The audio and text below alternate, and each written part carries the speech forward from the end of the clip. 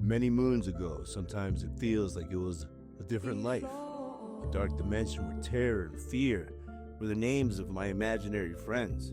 I would share my struggles with others through the early years of my life, and I started to realize the things I was having to go through were not normal. That my sad existence was a revolving door, a tornado of tears, and I was stuck in an unforgiving loop of dread. But I was the only one to blame. Then I started to make changes, positive ones. Somehow, some way, the devil would find his way back into my life, shape-shifting, deceiving, and using temptation to lure me back into his grasp. Each time I failed, I paid the price. I was always lukewarm, never completely devoted to God, which is one of the most powerful Bible teachings I have learned to respect. Revelations 3:16. So because you are lukewarm and neither hot nor cold, I will spit you out of my mouth.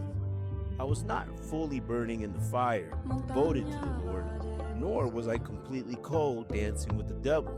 I was in between, which is worse, hypocrisy, which is why I would fall every time I would taste success.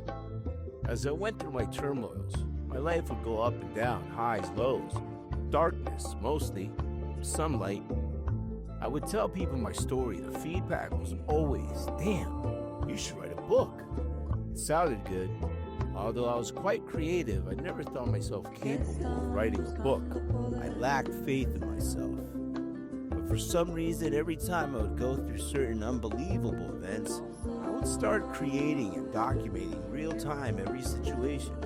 A diary of sorts. No matter where I went, I made sure these fragmented depictions of my troubles would follow me. I started finally trying to put this book together in Medellin, after I would start living a clean life, until a certain sequence of events took place, events that would spiral my world into complete chaos, worse than ever.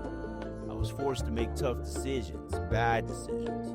I would eventually hit rock bottom. After surviving what I felt like certain death several times, ayahuasca found its way to me. Indigenous medicine called la medicina, a vine of vision. And through this magical root, I faced my fears, purged my soul, and met with God. The death of my ego, a spiritual death, something extraordinary occurred. I snapped out of the wicked spell that I was under and realized what I needed to do. I followed the instructions I was given that day. It wasn't easy, but with will, prayer, meditation, and pure discipline, I broke out, woke up from the nightmare of a life I was living, and realized that I was living life wrong. I woke up and began to walk with God, started living a righteous life, and I promised I'd finish my book if given the chance. Just like that, doors started opening, visions started coming to me, daydreams, thoughts in the shower as if God himself was whispering to me, giving me small nudges through signs. I read the signs. I started jotting things down. Then I did what most people fail to do. I took action.